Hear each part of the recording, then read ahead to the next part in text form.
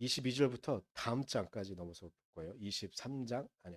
21장, 22절부터 22장, 12절까지 말씀을 좀 보도록 하겠습니다. 우리 같이 볼게요. 죽을 죄를 지어서 처형된 사람의 죽음은 나무에 매달아 두어야 합니다. 그러나 당신들은 그 죽음을 나무에 매달아 둔 채로 밤을 지내지 말고 그날로 묻으십시오. 나무에 달린 사람은 하나님께 저주를 받은 사람이기 때문입니다. 당신들은 당신들의 하나님이 당신들에게 유산으로 준 땅을 더럽혀서는 안 됩니다. 22장입니다. 당신들은 길 잃은 이웃의 소나 양을 보거든 못 본 채 하지 말고 반드시 끌어다가 그 이웃에게 돌려 주어야 합니다. 또 당신들은 그 이웃이 가까이에 있지 않거나 누구인지 알지 못한다 해도 그 짐승을 당신들의 집에 끌어다 두었다가 그 주인이 찾을 때에 돌려 주어야 합니다. 나귀도 그렇게 하고 옷도 그렇게 하십시오. 그 밖에도 이웃이 잃은 것이 무엇이든지 당신들이 발견하거든 그렇게 하고 못 본 채 하지 마십시오. 이웃의 낙이나 소가 길에 쓰러져 있는 것을 보거든 못 본 채 하지 마십시오. 당신들은 반드시 그 이웃을 도와 그것을 일으켜 주어야 합니다. 여자는 남자의 옷을 입지 말고 남자는 여자의 옷을 입지 마십시오. 주 당신들의 하나님은 이렇게 하는 사람을 싫어하십니다. 당신들은 길을 가다가 어떤 나무의 서나 땅에서 어미 새가 새끼나 알을 품고 있는 것을 만나거든 새끼를 품은 어미를 잡지 마십시오. 어미 새는 반드시 날려보내야 합니다. 그 새끼는 잡아도 됩니다. 그래야만 당신들이 복을 받고 오래 살 것입니다. 당신들은 집을 새로 지을 때에 지붕에 난간을 만들어야 합니다. 그렇게 하면 사람이 떨어져도 그 살인죄를 당신들 집에 지우지 않을 것입니다. 당신들은 포도나무의 사이사이에 다른 씨를 뿌리지 마십시오. 그렇게 하면 씨를 뿌려서 거둔 곡식도 포도도 성물이 되어 먹지 못합니다. 당신들은 소와 나귀에게 한 멍에를 메워 밭을 갈지 마십시오. 당신들은 양털과 무명씨를 함께 섞어서 짠 옷을 입지 마십시오. 당신들은 당신들이 입은 겉옷자랑 뇌 귀퉁이에 술을 달아야 합니다. 아멘. 아, 오늘 말씀 뭔가 좀 특이하죠? 오늘 말씀 뭔가 여러 가지 막 이러저거 왜 이렇게 많이 이렇게 이것도 하고 저것도 하고 저것도 하고 막 이렇게 되어져 있잖아요. 아, 그래서 성경 안에서도 세번역에선 이 부분에 대해서 제목을 이렇게 달았어요. 기타 규정 이렇게 달았거든요. 근데 세번역 안에서는 신명기 안에 특별히 기타 규정이라는 것이 두 번이 나와요. 기타 규정이라는 제목을 갖고 있는 게 두 번이 나와요. 오늘 우리가 같이 본문 삼아 읽은 거하고요. 자, 그리고 금요일에 이번 주 금요일에 새벽 예배 때 한 23장 15절 이하의 말씀도 또한 기타 규정으로 되어져 있어요. 그래서 기타 규정이 두 번 나오게 되어 있는 거예요. 오늘 설교 제목은 ETC예요. 이건 이제 영어의 표기인데요. 구어체 문장은 아니고 문어체 문장. 그러니까 글로 쓸 때만 쓰는 단어예요. 그래서 뜻은 기타 등등 똑같아요. 기타 등등으로 표현되어져 있는 거예요. 그러니까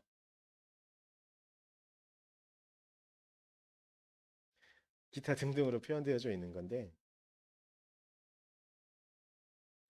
아, 그러니까 보통 생각하면 이런 거죠. 기타 등등이라는 건 우리가 이렇게 합니다. 하지만 그 뒷부분의 내용들은 당신들은 대충 무슨 뜻인지 알 겁니다. 이렇게 흐름으로 이렇게 말했기 때문에 뒤에 있는 내용들도 이런 것이니 당신들은 이 뜻을 알 겁니다라는 뜻을 좀 볼 수 있을 거예요.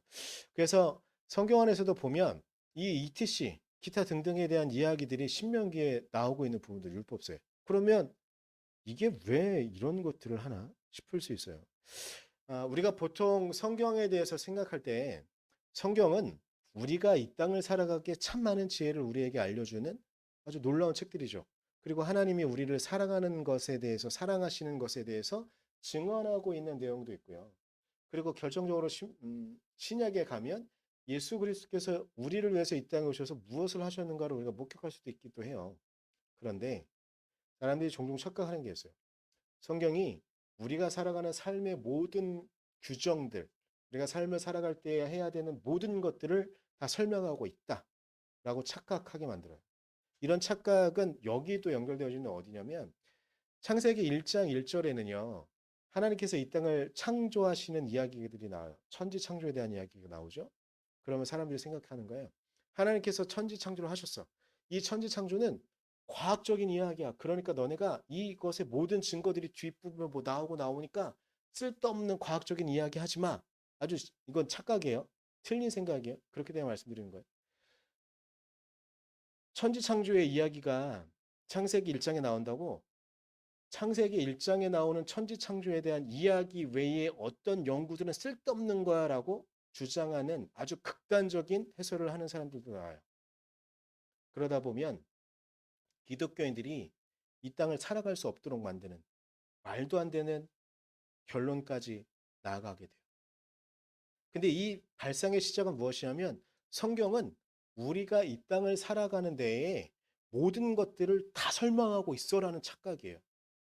이게 제가 우리가 오늘 같이 본 본문의 내용들이 21장, 22장 껴있는 이 부분들에 세세한 설명들이 있잖아요. 그러다 보니까 그럼 성경을 열심히 찾아보면 우리가 이 땅을 살아갈 때 있는 모든 것들을 다 성경이 설명하고 있어라는 착각을 하는 거죠. 근데 이건 착각이에요. 이건 하나님의 뜻도 아니고요. 그런데 그럼 이것은 왜 있느냐면 이 당시를 살아갈 때 지금 당장 보여지고 당장 필요하고 사람들이 헷갈려 할 만한 것들을 하나하나씩 설명하는 거예요. 만약에 신명기 21장, 22장 이 부분이 있다고 한다면 지금 시대에 그것을 쓰여진다면 너희들은 절대 신호 위반하지 말아라 라고 쓰여졌을 거예요. 그 당시에는 신호, 교통이 막 이렇게 복잡하고 하지 않았으니까 그런 게 여기 없는 거예요. 그렇다고 한다고 성경에 신호 위반하지 말라는 말이 없다고 해서 우리가 신호 위반을 해도 될까요? 안 되죠. 당장 경찰한테 걸리면 카메라 찍히면 벌금 내요. 그런데 이것이 성경에 없다고 우리가 그걸 해도 돼 이렇게 생각한다면 말이 안 되는 거죠. 단적으로 이런 게 있는 거예요. 성경 안엔 담배에 대한 이야기가 없어요. 그러니까 성경에 담배에 대한 이야기가 없으니까 야 성경에 담배 피지 말라는 얘기 없어. 나 담배 펴도 돼. 근데 성경에 담배 피는 얘기가 없냐? 이 당시에 담배는 없었거든요. 그래서 담배를 피지 말라는 얘기가 없는 거예요. 제가 봐서 지금 이 상황이라고 한다면 성경은 저는 굳건하게 믿어요. 담배 피지 마라. 왜냐하면 담배는 정말 저는 백해무익한 것 같아요. 뭐 물론 긴장을 풀어준다는 그런 게 있다고 하긴 하는데 저는 그것보다 우리의 몸을 해치는 게 너무 크잖아요. 그리고 담배 피는 사람만 몸을 해치나요? 담배 피는 사람이 옆에 그 연기를 마시는 사람도 폐가 썩잖아요. 그러니까 분명히 아마 신명기가 쓰여졌을 당시에 담배가 있었다면 담배 피지 말아라 분명히 있었을 것 같아요. 하지만 이건 이 시대에 없었기 때문에 없는 거예요. 그런데 이런 기타 등등의 규정에 있는 것들이 다 없으면 그러면 성경은 이것들을 증언하지 있지 않으니까 이건 그냥 우리 마음대로 하면 될까요? 내 마음엔 담배를 펴도 그리고 신호 위반을 해도 내 마음엔 다치지도 않을 것 같고 차도 다니지 않고 하니까 신호 위반할 거야. 빨간불에도 건너가도 돼. 그리고 담배도 나는 주변에 사람이 있을 땐 날 절대 안 펴. 그리고 내 폐는 아주 튼튼해. 난 끝까지 담배를 필 거야. 이렇게 생각하면 이게 성경의 규정에 맞는 걸까요? 이런 문제들이 생기는 거여서 율법이 정해지긴 했지만 이 유대인 사회도 신명기가 쓰여지고 난 다음에 100년, 1000년 이런 시간들 계속 거치게 되잖아요. 그럼 이 기간 동안 또 다른 규정들을 계속 만들어야 되는 거예요. 기타 규정들을 만들어야 되는 거예요. 그 역할을 했던 사람들이 누구냐면 신약에 나오는 사람들이에요. 바리새인들이거든요. 그리고 율법학자들이에요. 그러니까 이 사람들이 이 성경을 갖고 이 율법을 갖고 지금 이 땅을 살아갈 때 이것을 어떻게 적용시켜야 되는가를 고민하는 사람들이 그 사람들이었어요. 이 바리새인 중에 우리가 알고 있는 대표적인 사람이 있는데요. 물론 이 사람은 나중에 지나고 나면 자기가 바리새인이었던 이것을 버려요. 하지만 바리새인적인 마인드를 똑같이 갖고 있던 사람들이 있었는데 그 사람이 누구냐면 사도 바울이에요. 원래 사도 바울은 바리새인 중에 하나였었어요. 그러니까 바리새인들이 하는 것은 율법을 해석하는 사람들이라고 말씀드렸잖아요. 그렇기 때문에 어, 사도 바울도 뛰어난 율법을 해석하는 사람 중에 하나였고 그 바리새인 여러 사람 중에 한 명이었기 때문에 이런 일들을 하거든요. 그런데 이 바리새인적인 성향을 갖고서 사도 바울이 성경을 해석하는 하나의 이야기가 있어요. 그 이야기가 나오는 게 어디냐면 고린도전서 7장에 보면 사도 바울이 어떤 해설을 하나요? 근데 뭐냐면 이건 질문이 왔을 때의 이야기예요. 어떤 사람이 묻는 거예요. 제가 결혼을 고민하고 있는데 결혼을 해야 됩니까? 말아야 됩니까? 이런 질문을 하는 거예요. 여러분은 어떤 대답을 하시겠어요? 대부분의 유부남, 유부녀들은 결혼하지 말라고 하더라고요. 하지만 결혼 생활이 행복한 몇몇 사람들은 적극 추천해요. 그리고 결혼을 해보지 못한 처녀 총각들은 결혼하고 싶어 해요. 사모님은 결혼을 하라고 말씀하실 건가요? 웃었어. 아, 마음 아파. 네. 근데 사도 바울은 사도 바울은 결혼하지 않았거든요. 평생 결혼하지 않고 살아간 사람이에요. 그런데 사도 바울은 개인적인 성향도 있고 이런 여러 가지 것들이 있어서 그가 결론 내린 게 있었는데 그런데 여러분은 뭐라고 말할까? 질문하겠는데 사도 바울의 대답은 이거였어요. 결혼하지 말아라. 였어요. 할 수만 있으면 하지 말아라. 제가 어, 사도 바울의 이야기는 이래요. 너네가 정말로 성적인 부분에 대해서 참을 수 있고 이것이 장애가 되지 않는다고 한다면 그것을 절제할 평생 그렇게 하면서 살아갈 자신이 있다고 한다면 결혼하지 말아라. 근데 너네가 이 성적인 부분을 제어할 짝이 없어서 막 뭐 여러 가지 다른 부정적인 일을 하게 된다고 한다면 결혼해라 라고 말하는 거거든요. 그런데 사도 바울이 끝까지 말하는 게 있어요. 근데 할 수만 있다고 한다면 결혼하지 않는 게 너희들의 생활에 도움이 될 거다라고 말해요. 근데 이게 문제가 있는 게 있어요. 하나님께서 이 땅을 창조하셨어요. 그리고 처음에 창조하실 때 사람을 창조하실 때 남자를 먼저 창조하셨잖아요. 근데 남자가 혼자 있는 걸 보시면서 하나님께서 혼자 있는 게 보기가 좋지 않다고 생각하셨어요. 그래서 여자를 창조하시고 이 둘이 부부가 되게 하셨죠. 그럼 사도 바울의 이 의견은 하나님의 창조 역사의 흐름과는 조금 다른 거예요. 근데 사도 바울이 정말 뛰어난 부분이 하나 있는 게 있어요. 7장 6절에 이렇게 말해요. 그러나 내가 이것을 말하는 것은 그렇게도 좋다는 뜻으로 말하는 것이지, 그러니까 그렇게도 좋다는 것이지, 이것을 명령하는 것은 아니다. 이건 그러니까 나의 개인적인 의견에 비춰보면 여러분들이 그러니까 절제할 수만 있다고 한다면, 성적인 부분을 절제할 수만 있다고 한다면 결혼하지 않고 있는 것이 좋습니다. 근데 조심히 내가 말하는데 이건 저의 개인적인 의견입니다.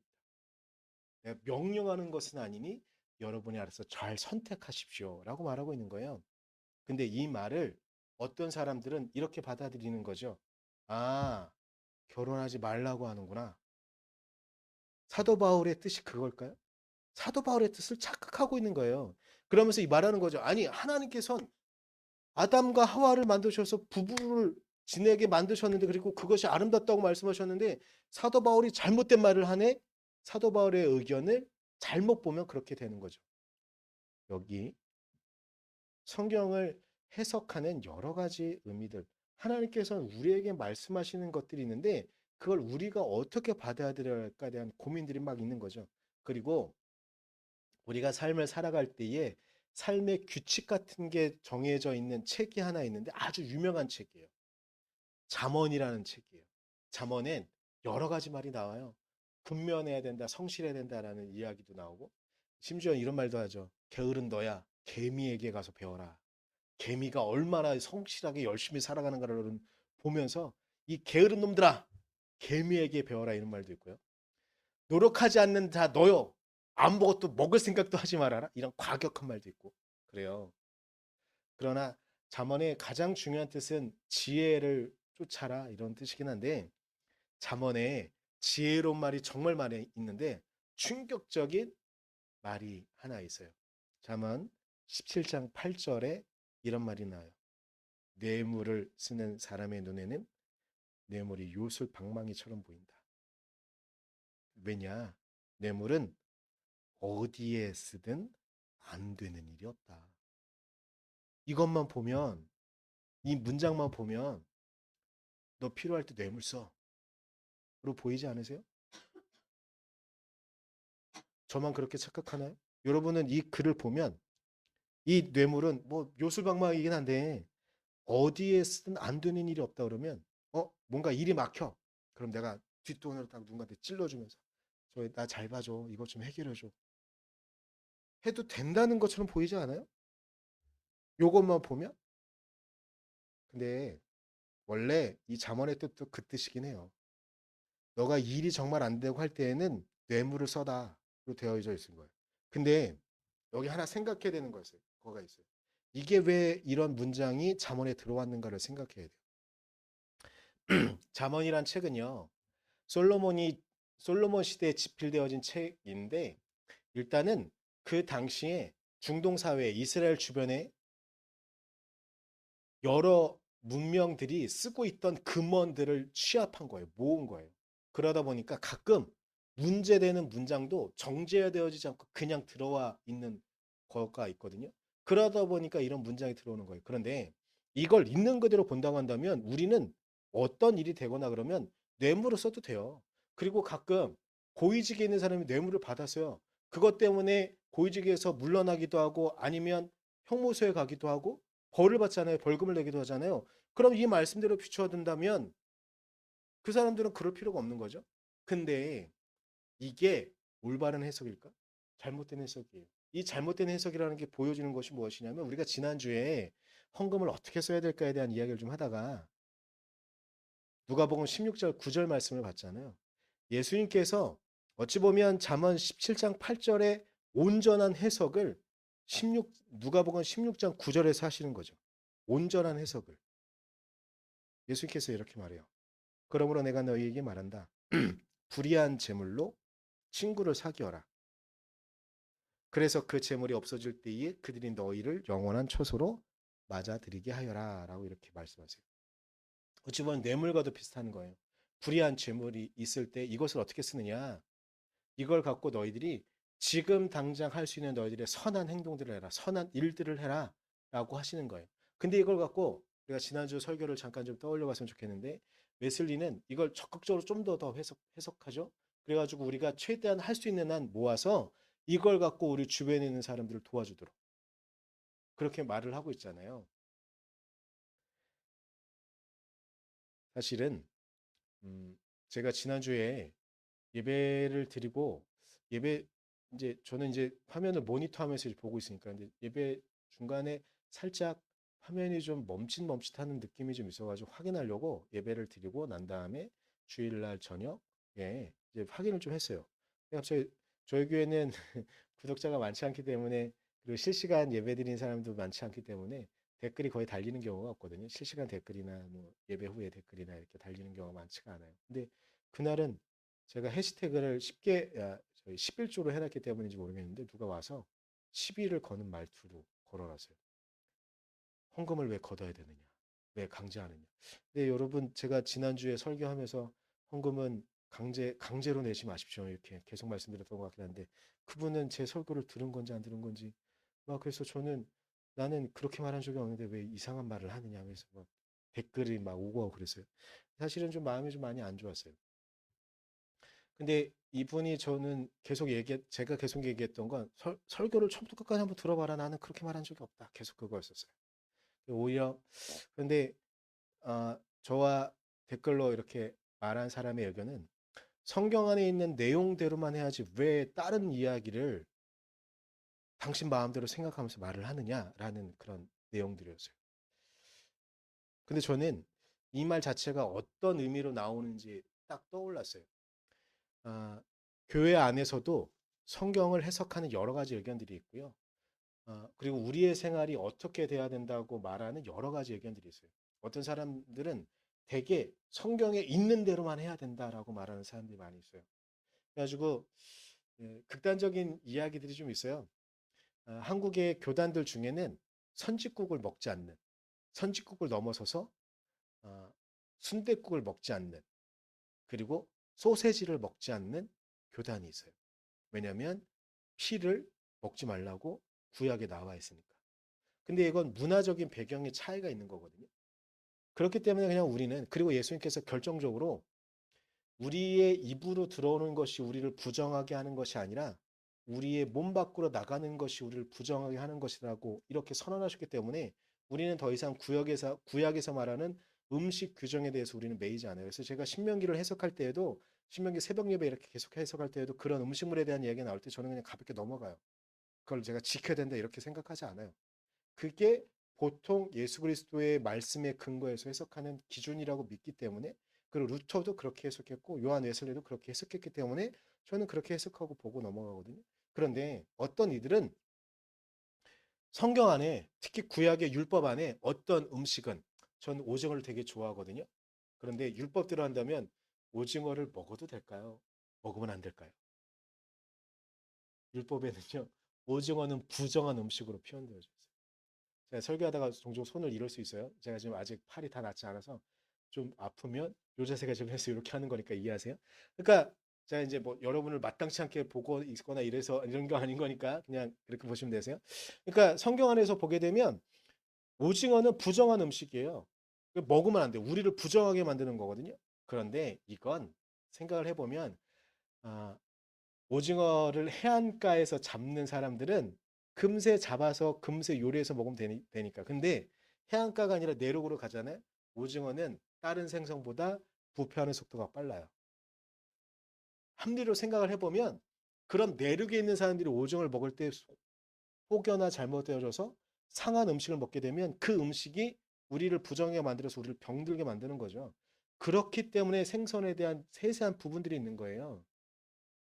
그런데 이걸 지금의 시대에 맞춰서 오징어 먹는 사람들 율법에서 금지했는데 너네가 감히 오징어를 먹어? 이렇게 한다면 될까요, 안 될까요? 이런 사고방식은 성경 안에 있는 모든 것들이 우리가 살아가기에 합리적인 말들을 하고 있으니까 성경에서 없는 것들을 우리가 좀 고민해 봐야겠지만 성경에 있는 것들은 성경에 있는 대로 다 해야 되는 거예요. 그래서 제가 좀 전에 잠언 17장 8절을 말씀드렸잖아요. 성경대로 한다면 우리는 열심히 뇌물 줘도 돼요.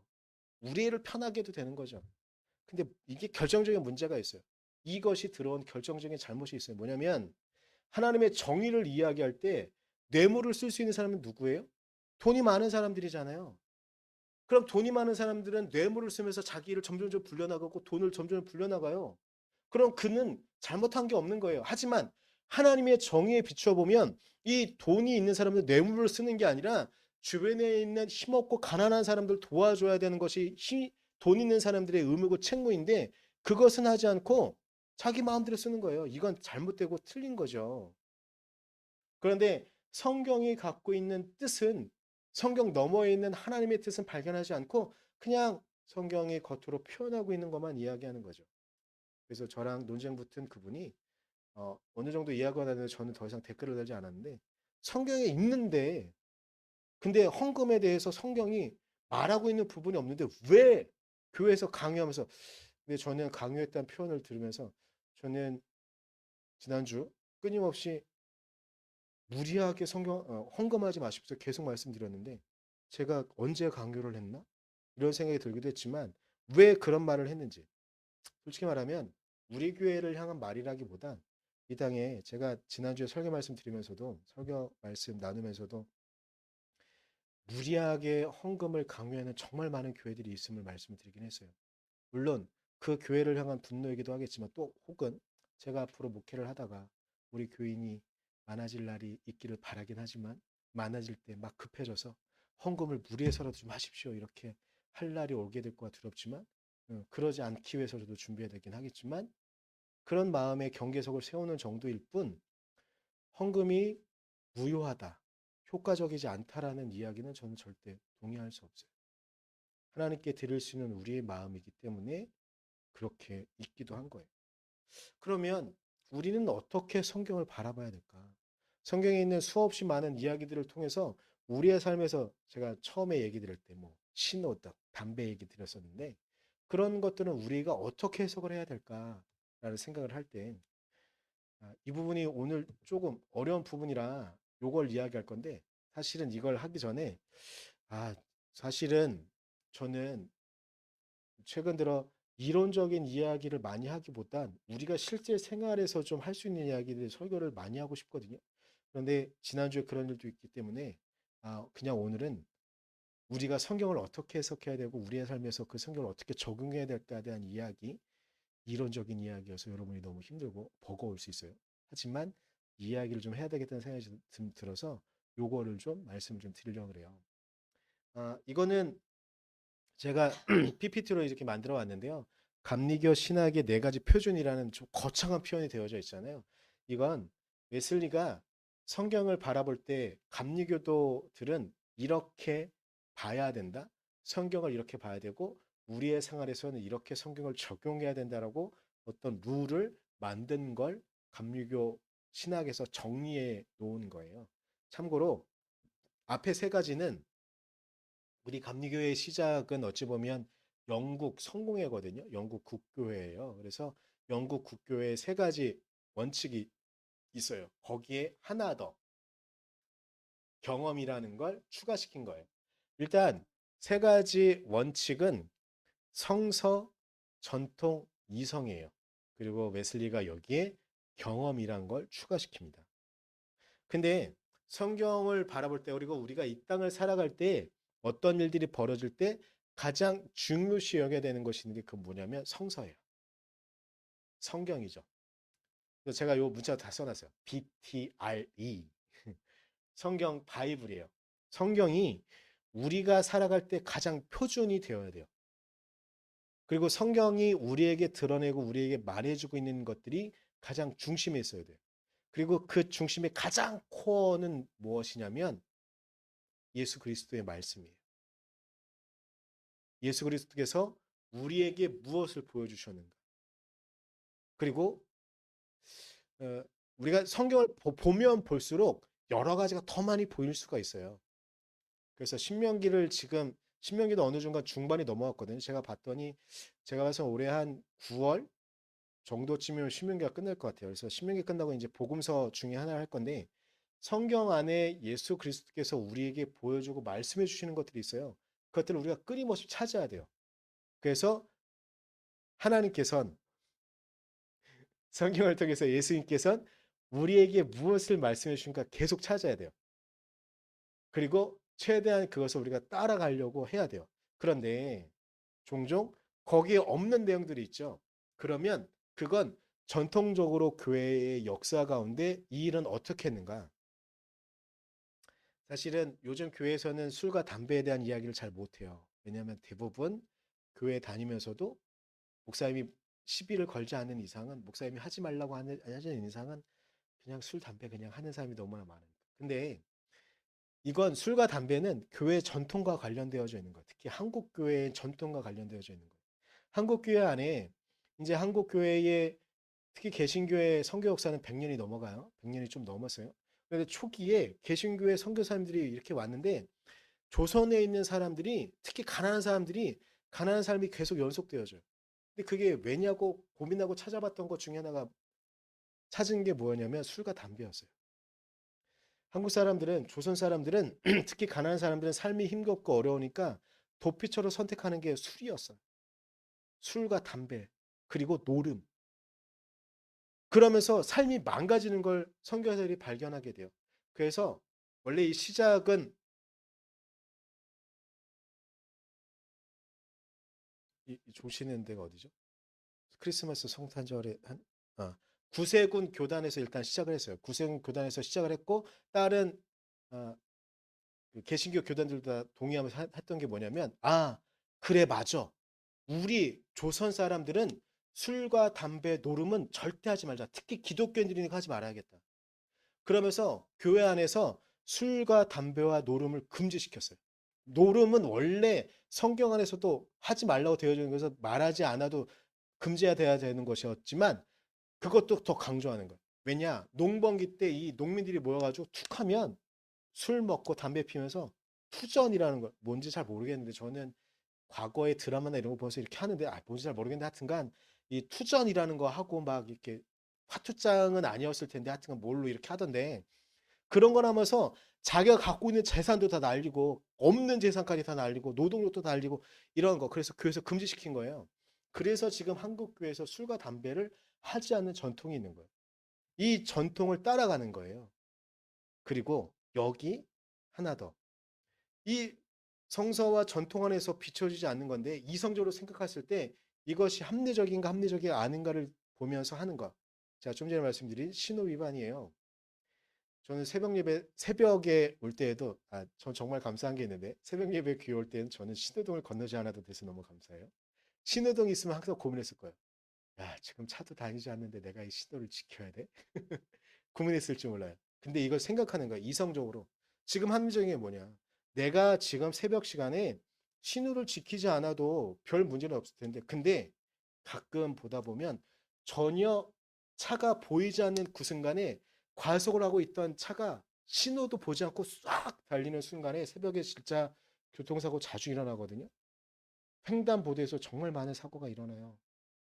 그래서 제가 존경하던 동인천 교회 제가 존경하던 한 권사님도 계셨는데 이분이 이분 정말 존경스러웠는데 오늘은 설교가 좀 거의 마무리되는 부분에 이분 이야기 잠깐 하면 이 권사님은 어렸을 때 학교를 다니지 못하신 분이에요. 신안에서 그리고 자녀를 여섯인가를 낳았는데 지나지 않아서 아, 남편을 잃었어요. 그래가지고 신안에서는 어떻게 생계를 꾸릴 수가 없으니까 도시로 오신 거예요. 도시로 온 게 인천이었거든요. 인천 숭이동에 이제 정착을 하게 되셨어요. 근데 아침 주변에 교회가 있었기 때문에 자녀들 같이 교회를 다니게 됐어요. 근데 이분은 한글을 몰랐어요.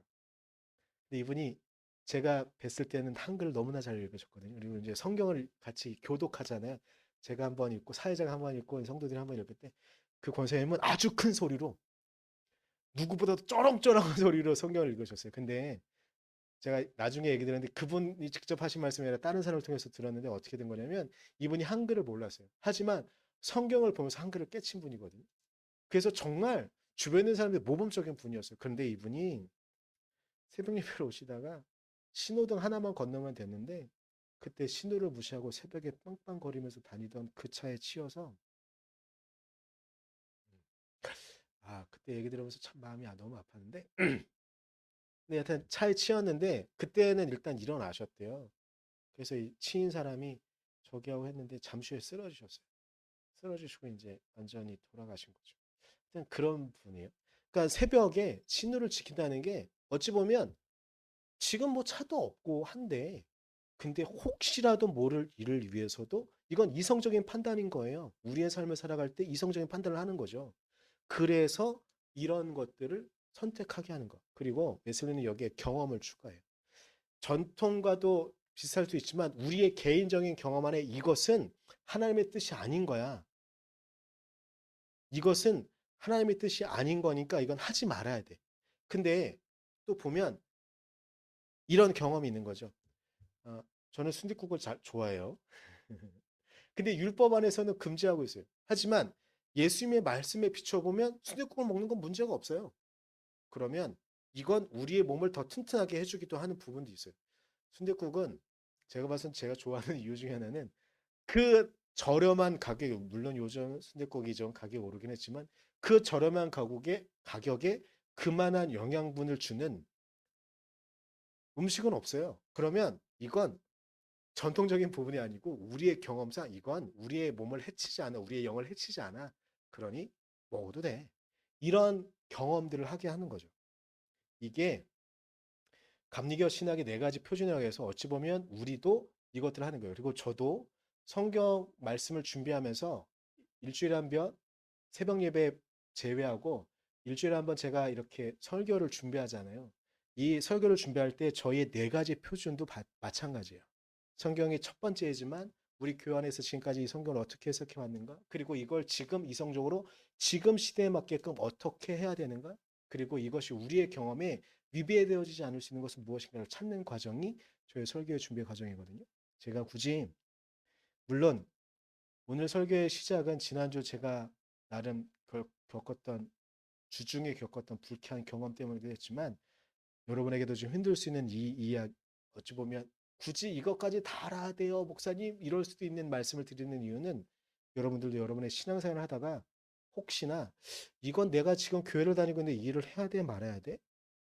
혹은 내가 교회를 다니는 사람인데 이 일을 내가 적극적으로 도와야 돼, 말아야 돼? 이런 고민을 하게 될 때 한번 생각해 보세요. 성경은 뭐라고 말하고 있지?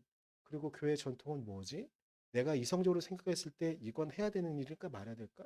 그리고 이 일을 했을 때 내 경험을 생각해 봤을 때 내 경험상 이게 우리에게 유익이 되었는지 혹은 우리에게 유익이 되어지지 않았는지 이런 생각을 하면서 우리의 신앙생활을, 우리의 삶을, 여러분의 삶을 살아갈 수 있었으면 좋겠어요. 여러분 아마 수연이와 송이가 경험한 삶의 순간들보다 최춘현 성도님이 그리고 사모님이 그리고 제가 경험한 삶의 복잡 다단함은 엄청 더 크겠죠. 삶은 정말 단순하지 않더라고요. 근데 신앙생활도 단순하지 않아요. 단순하지 않은 우리의 신앙생활 때문이라도 우리의 네 가지는 항상 생각해야 되는 거예요. 성서, 전통, 이성, 경험. 한 번 더 보여드릴게요.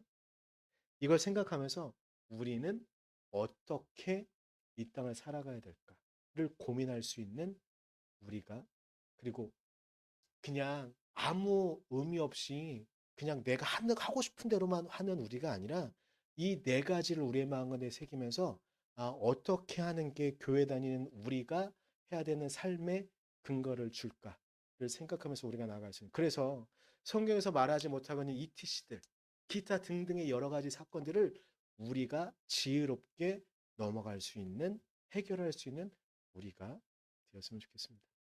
우리 시간 잠깐 기도할 텐데요. 하나님 우리에게 지혜를 달라고 좀 기도했으면 좋겠습니다. 하나님 우리에게 지혜를 주셔서 우리가 이 땅을 살아갈 때 정말 하나님을 믿는 자로서 지혜롭게 이 땅을 살아갈 수 있게 해달라고 우리 잠깐 기도하고 제가 마무리 기도하고 축도로 예배 마치도록 하겠습니다. 기도하겠습니다.